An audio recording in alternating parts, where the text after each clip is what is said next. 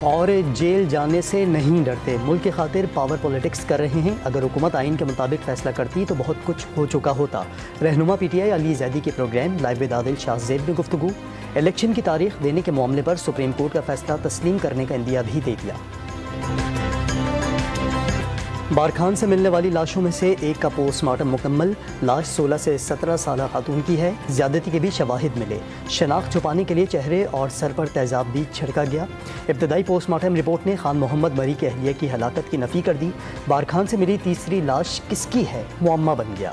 3 लाशों में से एक खान मोहम्मद मरी की अहलिया बताई जा रही थी। बारखान में खातून और उसके 2 बेटों के कत्ल के इल्ज़ाम में वज़ीर मवासिलात बलोचिस्तान को हिरासत में ले लिया गया। पुलिस के मुताबिक अब्दुर्रहमान खेतरान से 3 अफराद के कत्ल के इल्ज़ामात से मुताल्लिक पूछगछ की गई। लापता दीगर 5 बच्चों से मुताल्लिक भी सवालात। चीफ जस्टिस का पंजाब और खैबर पख्तूनख्वा में इंतखाबात की तारीख न देने पर खुद नोटिस। 9 रुकनी लार्जर बेंच कल दोपहर केस की समाअत करेगा।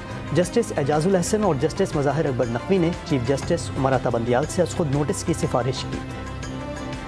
वफाकी वज़ीर दाखिला ने जेल भरो तहरीक को फ्लॉप करार दे दिया। प्रेस कॉन्फ्रेंस के दौरान दावा किया कि अवाम ने फसादी टोले की कॉल मुस्तरद कर दी। 500 अफराद का बंदोबस्त किया था, चंद लोगों ने ही गिरफ्तारी दी। तहरीक इंसाफ के कुल 81 रहनुमाओं और कारकुनों ने लाहौर में गिरफ्तारी दी। पुलिस ने गिरफ्तार कारकुनों की गिनती मुकम्मल करके रिपोर्ट पंजाब हुकूमत को भिजवा दी। गिरफ्तार कायदीन और कारकुनों को फिलहाल कोट लखपत जेल मुंतकिल कर दिया गया।